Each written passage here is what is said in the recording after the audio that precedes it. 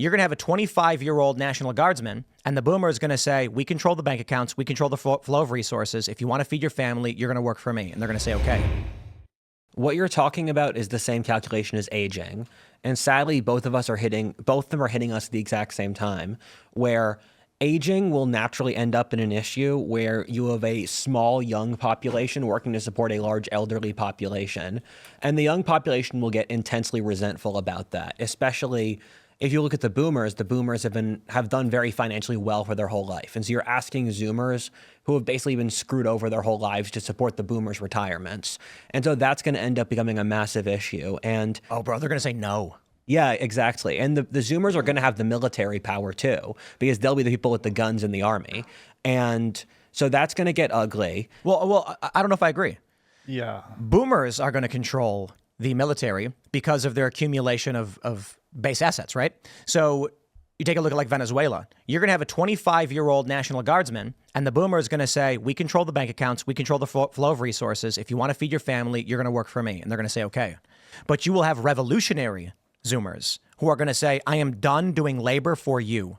And that's when you get this impasse. Currently, I think the estimate is between 2.8 and 4 workers to cover the cost of one Social Security recipient.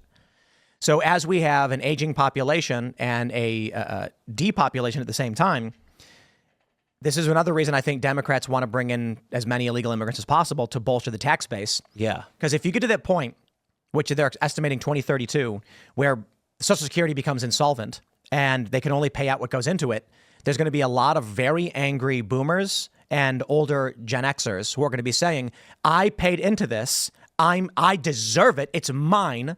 And they're going to say, except due to the cost of living increase and inflation, you've paid into at 1 times and you need 2.8 to 4 times to pay you back.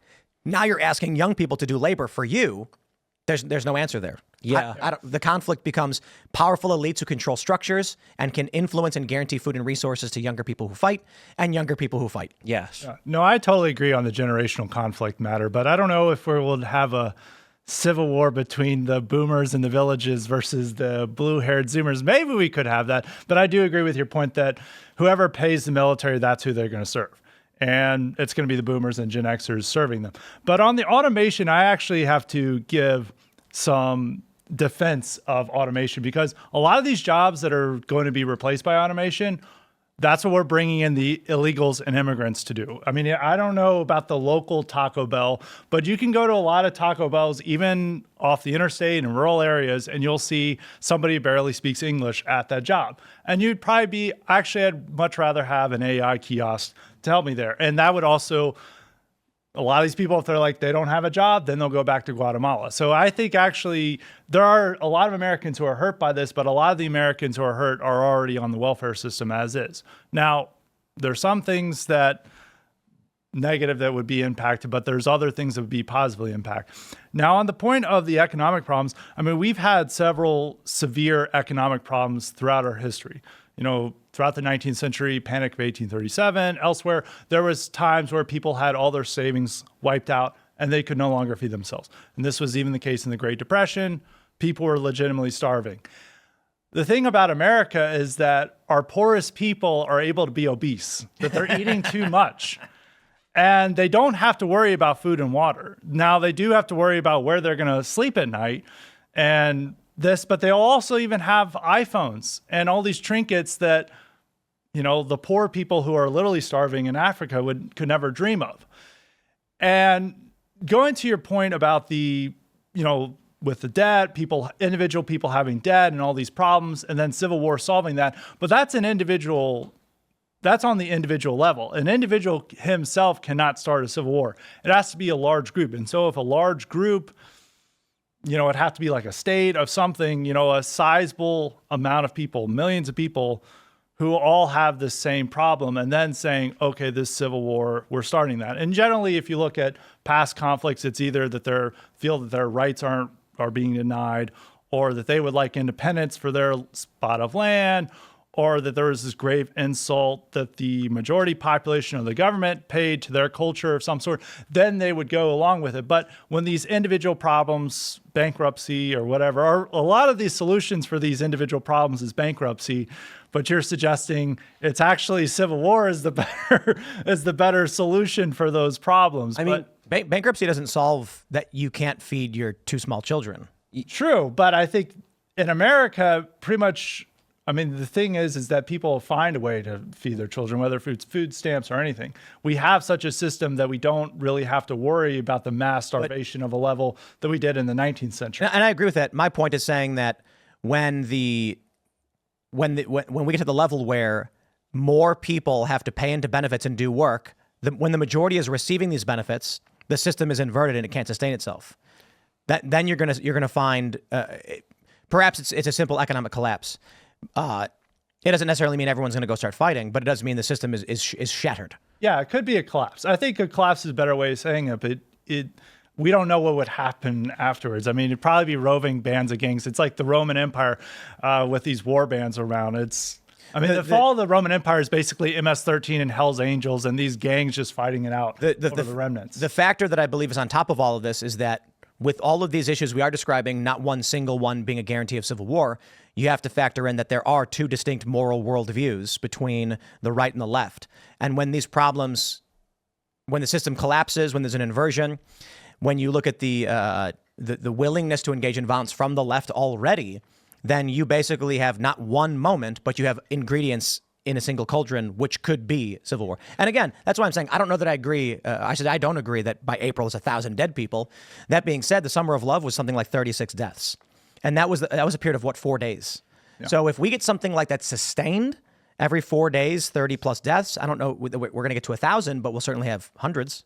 A couple of things. The first is we're acting as if the historic record doesn't exist, but the reality is the historic record's the only thing we actually have to study.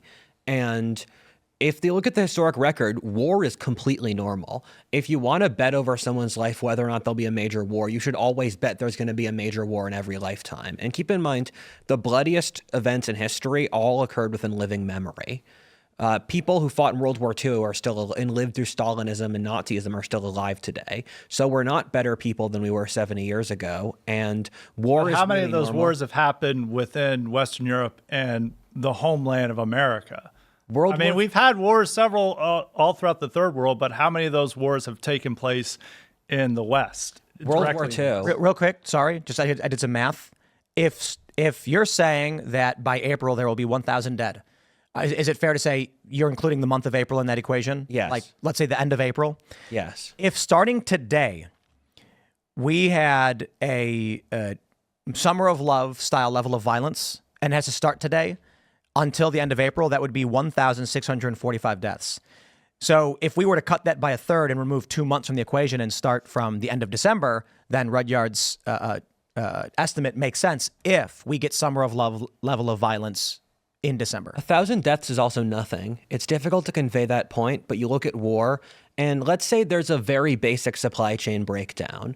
Even stuff like you can't get medical equipment for a few weeks. That's millions of deaths because of millions of people are reliant upon very complex medical systems.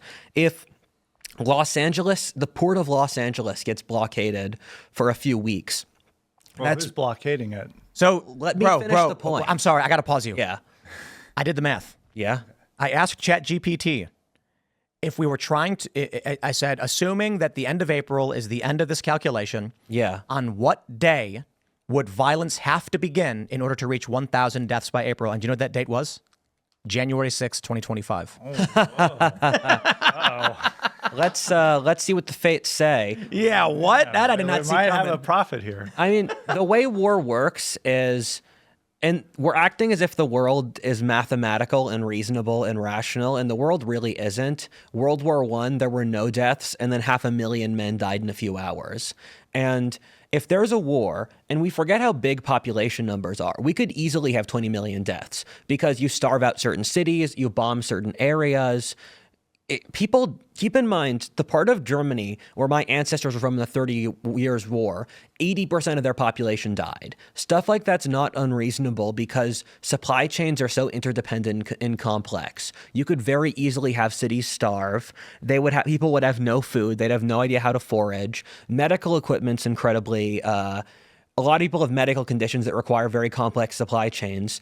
It's very easy to have lots of people die. And you look at the world wars, again, in living memory, 40 million people died in the Eastern Front. I don't think things will get that ugly, but 1,000 deaths is nothing. That's like a single charge for a single front of infantry in a battle. That's 1,000 deaths in a handful of hours. Or even, you could have 1,000 deaths, a single front of a battle in a half an hour period. This is what the world wars were. Yeah, I think if you were having the type of riots we were having in the late 60s, 1,000 could be reasonable. I mean, because, these cities throughout the country in 67, 68 were basically going under an insurrection and hundreds were dying. I think, Yes. like 100 died in Detroit and New York. So if you do have that situations, you could have that. But even in our mass riots we had in 2020, where we had 36 die, but there were far more riots and it was everywhere. It was still very bad. I'm not trying to downplay the summer of 2020, but it was less bad than what it was in 68, where, the type of violence that was being able to commit was more even back then. Now, this could change.